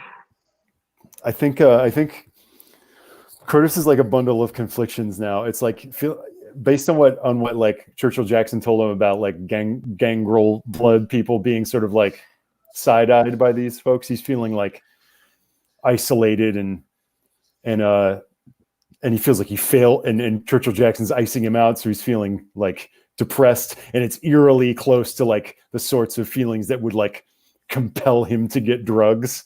He's feeling weak. Well, that's when I have to tell you that something probably not good for Curtis happens, which is Roman goes, "What's wrong? You like a little spice, a little additive? We can put something in here. We've got shit. Hey, what do we have?" We got smack. Does Jen know about? Have Jen and Curtis talked about his history? We have, I'm guessing, at some point, right? Yeah, maybe they have. Yeah, it feels like they might have. Yeah. So Jen's gonna look at him and be like, Curtis, Huh? You okay? Why wouldn't I be okay? It's a great night. We won, right? You now notice that all the other kindred in the room are kind of watching you guys and waiting for you to enjoy. Mm-hmm. We did a good job, didn't we? We succeeded. Sure, but we don't need anything extra on top, right? This is enough. Roman's going, yeah, get some, what do you like? Uppers, downers? What do you like? We can. Curtis, look at me. Give into it. Can I try again? I'm so drunk though. It's not been working. Can I try to convince Curtis? I don't know if I need my magic vampire. Curtis, stay sober. You try to convince him without using your powers. Right, fair. You kind of drunkenly kind of go, look, man. So give me a. I guess what I want to say is like, look, I mean, I'm drunk, but I'm going to try to keep it together and be like, we are not in a safe place here. These people fucking hate us. Do you really want to use in front of these people? I don't know what happens to you, but this is not a good combination of things. What's not a good combination of things is like backing away from this. Everything with these people is a test, and I always feel like I'm fucking failing. I just want to do something right. Again, can I kind of grab his arm and be like, you're not failing with me, basically? Yeah, like, of course. Look. And I think that really connects. Really?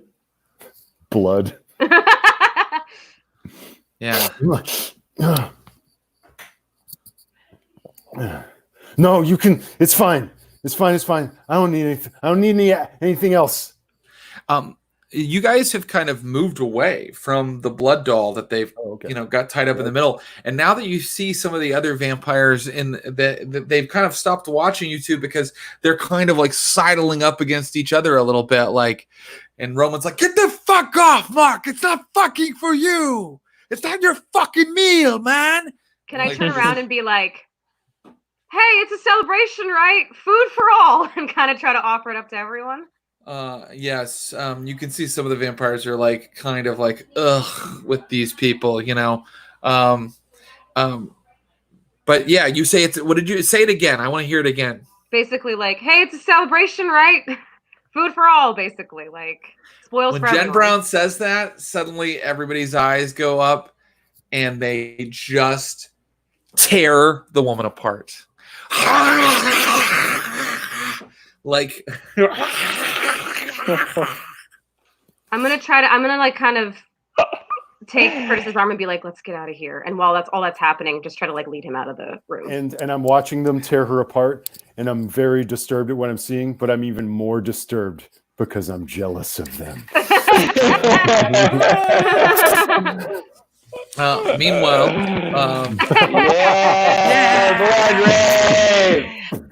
yeah. Okay. Let's see here. Meanwhile, upstairs, yeah.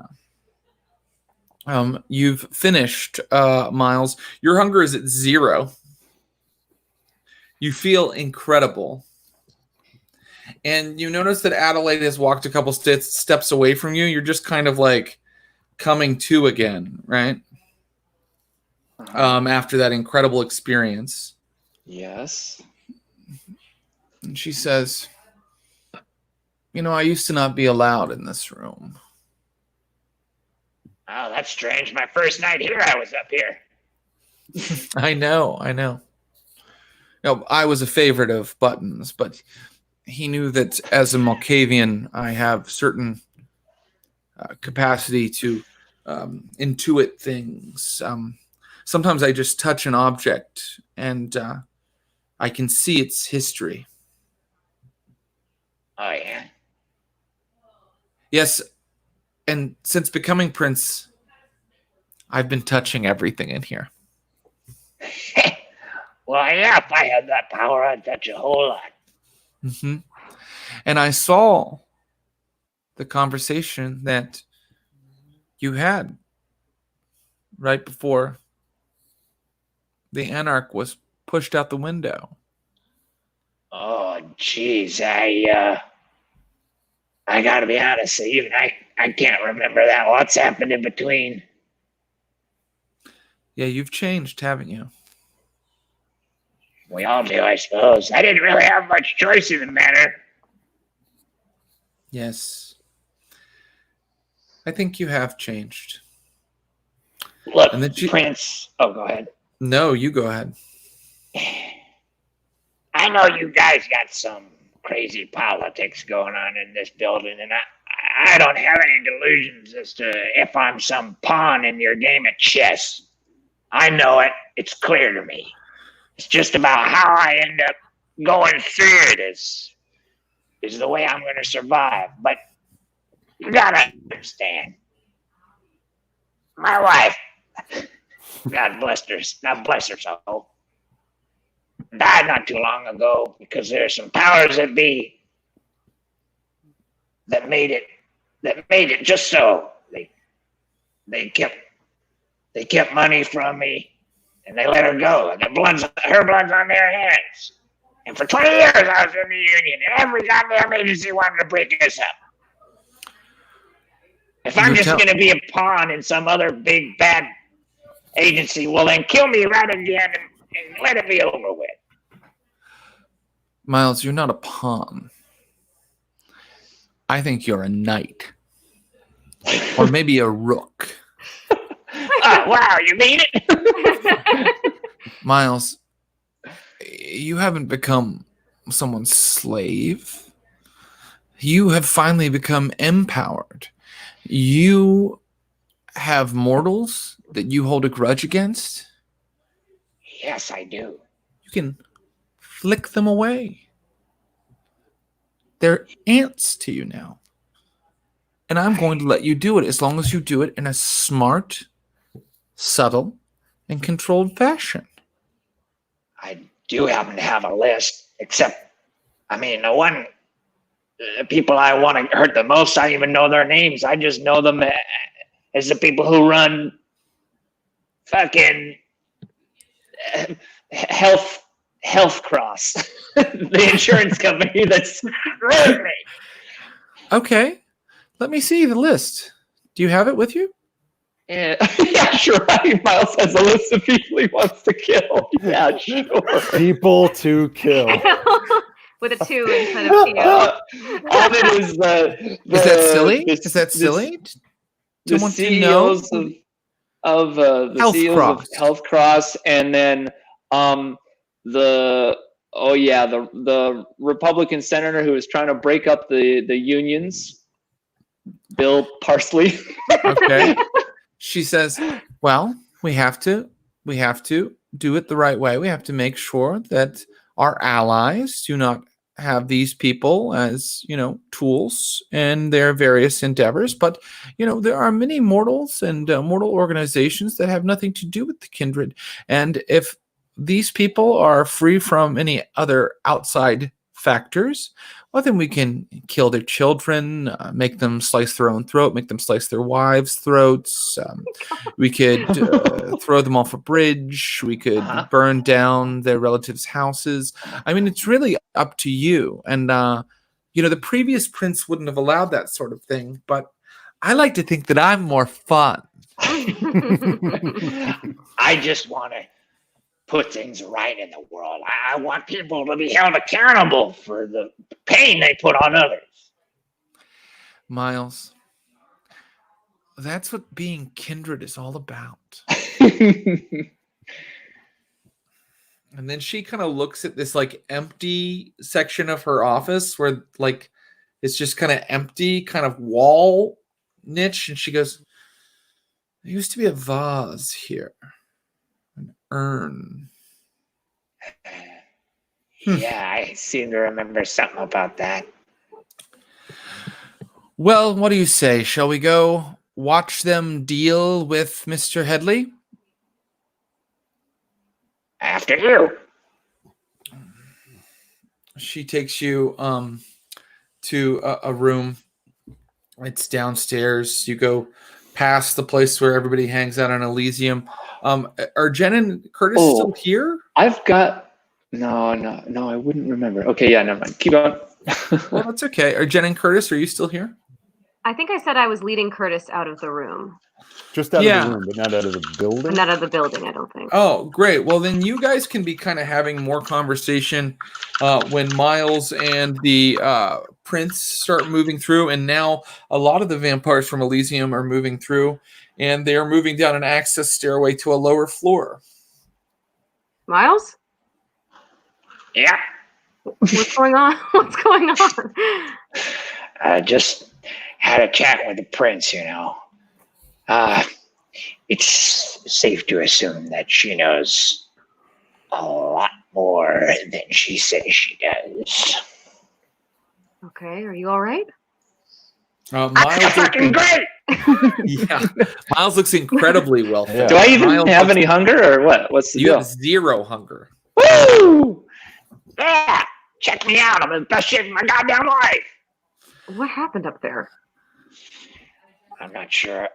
Even if I wanted to tell you, I'm not sure that'd be a good idea. The Vamps are heading, the other Vamps, not Adelaide. They're heading into like this this floor that's kind of cleared out. There are no offices on it or whatever, but you see that there are like rows and rows of chairs set up, and someone has also like set up like a big like 1980s big screen TV connected to a bunch of cables and things like that. I'll stand at the back of the chairs and just. I'll hang with Curtis. Adelaide motions for you to join her, Miles. She is not going into that room. She is heading back into the elevator. I kind of go up to Adelaide and say, Is there any way my associates can join me this time around? She looks at Curtis and Jen and is like, they won't be needed for this, honey. Follow me. I lean back to those guys. I can't really say no to the prince. Where are you going? Where is she taking you? I have no idea. But if I say no, it's going to be a worse situation. Look, I'll meet you back at the clubhouse. Miles' catchphrase. Be safe. Ding! The elevator opens in sub-basement 2 of the U.S. Steel building. You are taken through a machine room with like a loud like where you can hear all the heating and cooling, like moving air through the building, to a place where you suddenly see Churchill Jackson look back at you. It's dimly lit in here, and the barfly is up on like a rack in the back, and his head is moving, and he's like, please stop! I don't know. And then Churchill Jackson like nods at a guy again, and the guy like fires up a welding torch, you know what I mean? And the barfly is like, and Churchill Jackson is Churchill says, what is your connection to the Anarch movement in Pittsburgh? And the guy's like, I don't know. He's acting very different from the last time you saw Stu. I don't know. I don't know what that is. I don't know what you're talking about. Miles, would you like to do anything here? Adelaide actually looks at you and is like, do you have any questions for him? It depends. As a player, it depends what Miles remembers. Like, Miles, what is Miles convinced of that the barfly is? And like, he's an anarch that was poaching in the wrong area. You guys tracked him down by getting his address from a garage where he bought classic bikes. And Miles's memory of it was we had some interaction, and I know for sure that he's a barfly. What was my interaction with him in terms of the implanted memory? Like, would I be convinced, like, oh, he's goddamn lying, I'm gonna, or would I be like, yep, guess as good as mine. Whoops, we shouldn't have brought him here. You remember talking to him. You remember arguing with him.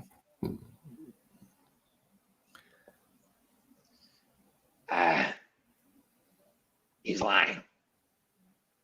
I say that to Adelaide. He looks at you, and Miles, there's like absolutely no recognition in his eyes of you whatsoever. He wiped his brain, of course. He wiped his brain. He's like, that dude, the Shadow Man, was a lion. He's full-blown anarch. Churchill Jackson now says, let's try this another way. Give us the names of kindred that you know and associate with. And he's like, I don't know anyone. I don't know any kindred. I don't know anybody. And then Churchill looks at Adelaide, and Adelaide looks at him, and like the ghoul with the torch looks back at everybody. Make an intelligence plus politics roll, Miles. I'm actually kind of a smart fellow, a smart old man. Politics? Oh, okay, sure. You killed. Success. 1. Okay. They're kind of looking at each other quizzically because he has to be lying about that. There's absolutely no way that a kindred could survive completely alone without ever meeting another kindred. I storm over him, and I'm like, you're full of shit. You remember me? Trying to intimidate him, but remember me as part of it. No, I don't know who the fuck you are. You don't remember me cutting off your goddamn limbs and bringing you here? Because that's what I'm convinced I did. What's happening?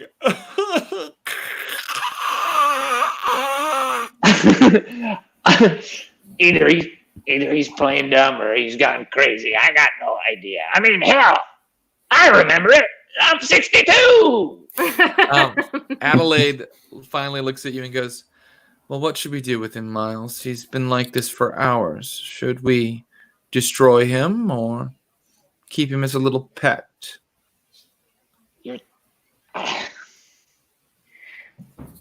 Considering I got my arm torn off trying to find this guy, destroying him seems like a goddamn waste of time.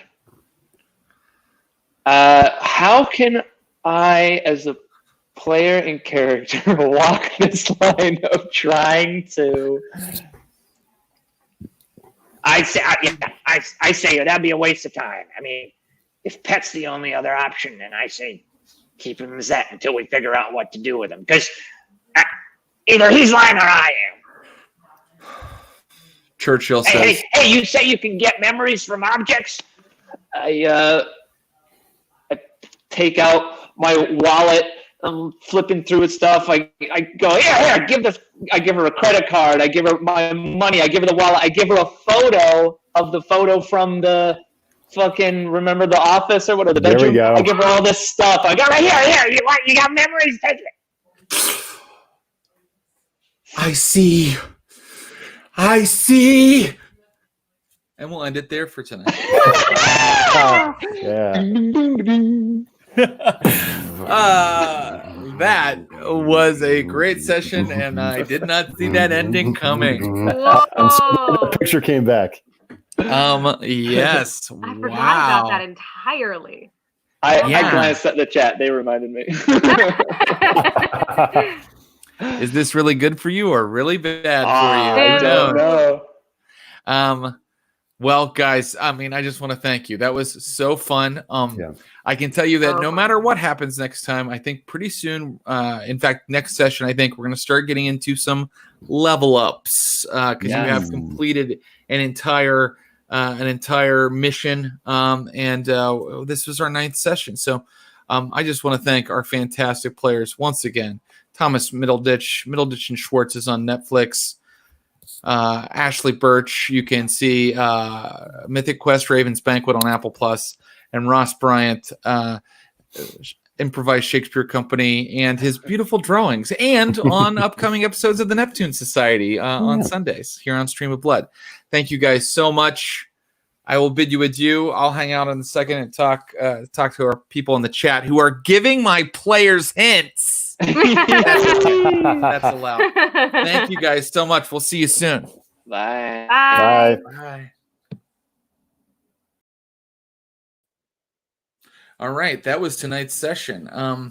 Just a brief recap if you came in late. What's my favorite candy bar? My favorite candy bar, oh, that's a great question. That's going to be a Take 5, a Reese's Take 5. It's got the pretzel and the Reese's kind of around it, because I am a sweet and savory man. The recap, for those of you that missed it, we opened on the PC, still at the garage. They had agreed to take the barfly as a payment to forget about the garage entirely, and they were going to submit to one of the garage vamps. Her name is Carla. Her dominate, so that they would forget any trace or memory of the garage and the vampires that havened there. They went through with that deal, and they awoke suddenly in an apartment that was kind of a side haven of these vampires, with the barfly Stu Headley in a huge case, and a false memory of what had occurred.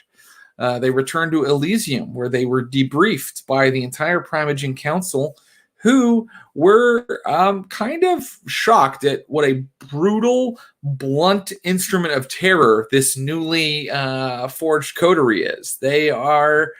They're shock troopers as far as the other Camarilla vamps are concerned, and they don't use subtlety as an option. That is the opinion right now. Our players may change this, if indeed they even stay in the Camarilla after what happened toward the end, because Miles, he had another moment with the prince, who is his adoptive sire, where she fed him more of her blood, and then they went down to view the interrogation of Stu Headley, who apparently had also been mind wiped because he had no recollection of Miles or any of the other vampires. And I mean, I hope you came in early enough to see what just happened, which is he handed her his wallet, which we said he has kept. He has kept that mortal side of him since becoming a vampire. He's kept his wallet, and that wallet had key cards in it that he used and things that he did in that garage. And we know that Adelaide Ross, because of their conversation, has the Spirit's Kiss power as a Malkavian, and so she can read those objects and maybe get a history of what happened with them. So,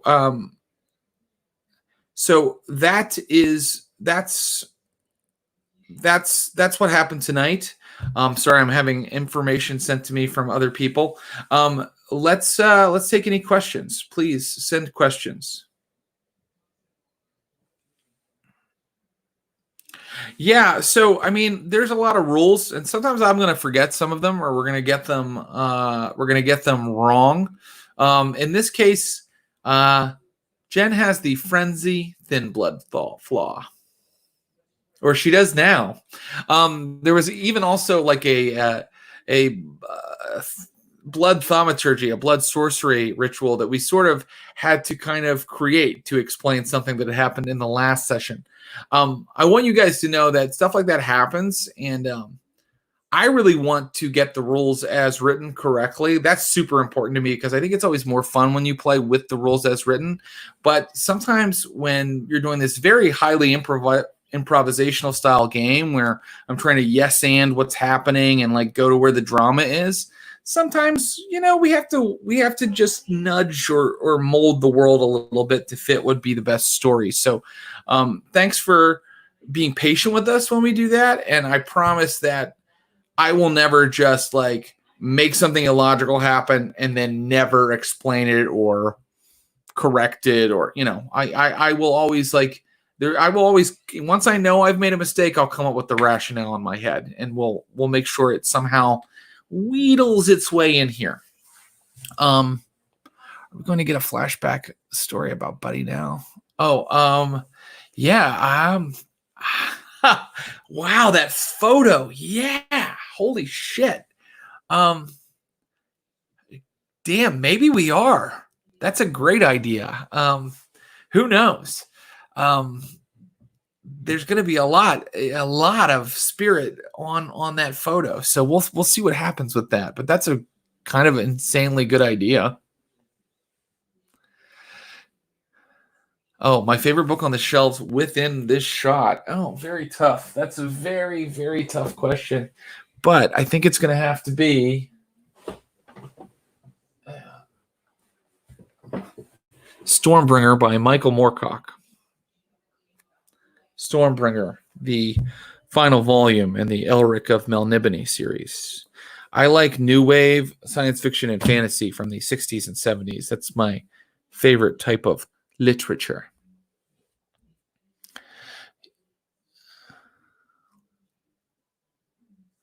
How am I timing it? I don't know.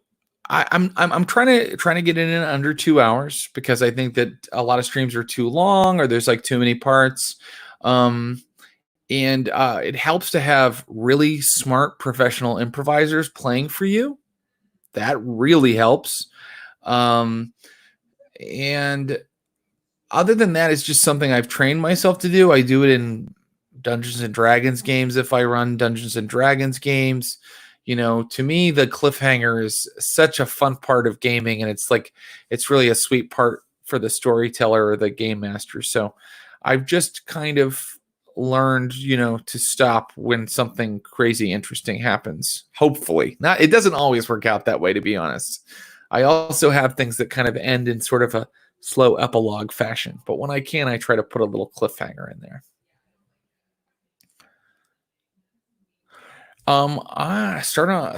Advice on starting a Vampire the Masquerade campaign.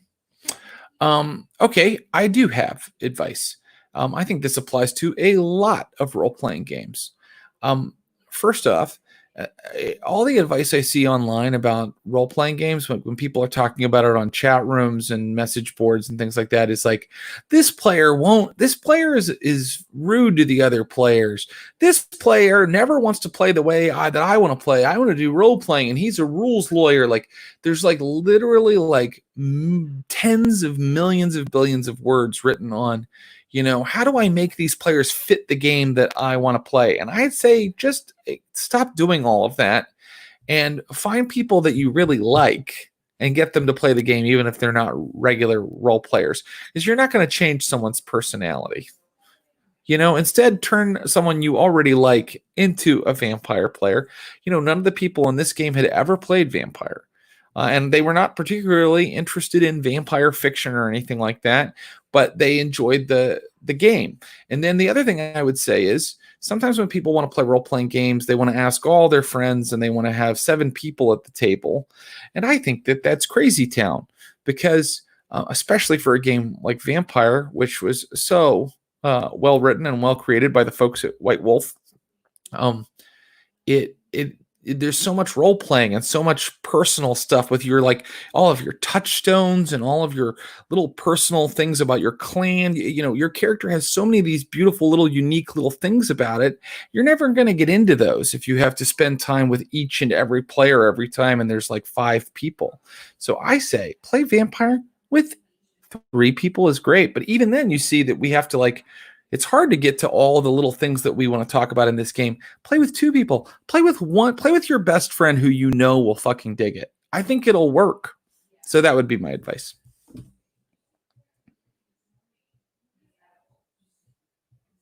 Hey, thank you for saying that, Venomous Goat 66. You know, you always feel good when someone named Venomous Goat 66 says that you're doing solid work.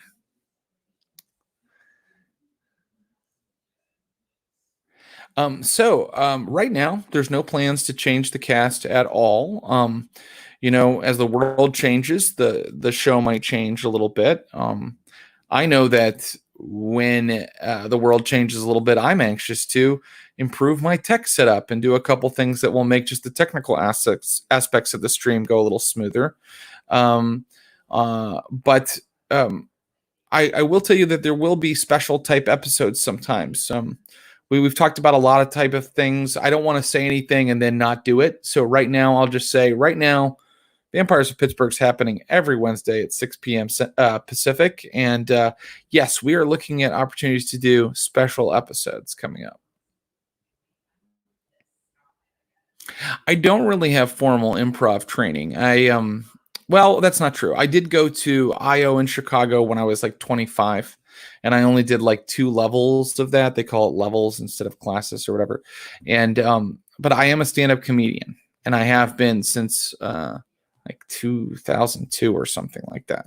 So and I write in writers' rooms, and that's a lot of improv as well. So yeah, there's a lot of that training. Yeah, but you know, I'm in terms of improv, I'm paltry. I'm slim pickings compared to guys like Middleditch and Ross Bryant and Ashley. That's what's so cool about this game is I get to watch them improv.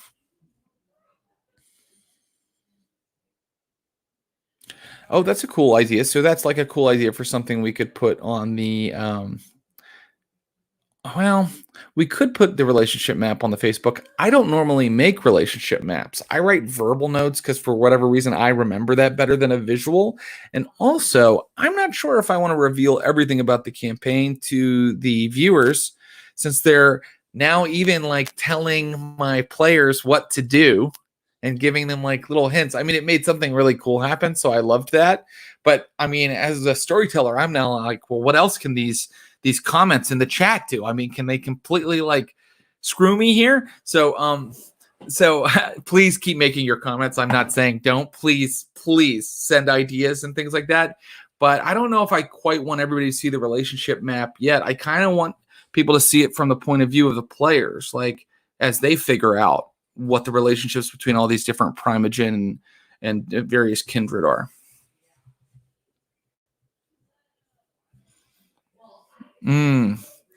Yes. Oh, of course. Right. Yes. It just came into her head. Absolutely. I love that people thought that she was that Adelaide Ross was a Toreador first, and then it slowly. I've been able to slowly, I hope, roll out how buckfoot, crazy Malkavian nuts she is.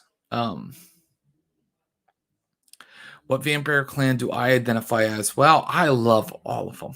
I mean, I've always been insanely into vampire since it first came out. I didn't have the first edition. I had the second edition, that really thin book. My favorite clan, or that I identify as, that's 2 different questions, right? I guess the clan I identify as would be Nosferatu, because I feel ugly and ashamed, but angry about it. Wow, that answer was way too real. You're not my therapist, are you? My favorite clan, though, is Ventru. If I was going to play, I'd want to be Ventru. I just like the idea that they are the classic, like, we are the lords of men, we're using our unlife to rule the earth. I think that that's how the vampire condition should be properly utilized.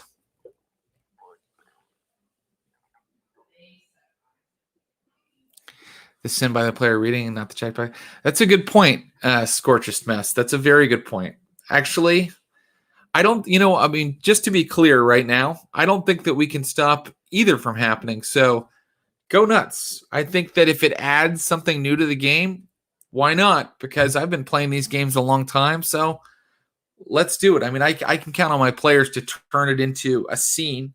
So write what you like, and they'll do what they do. All right, I think that is it for tonight. You guys, thank you so much for all your questions. It makes me feel really happy that you care enough to ask them. We'll be back next Wednesday, 6 p.m. Central. Why do I keep wanting to say Central? 6 p.m. Pacific for more Vampire. And please tune in on Sunday because we've got a great game of the Neptune Society happening at 2 p.m. Pacific. Good night and happy sucking.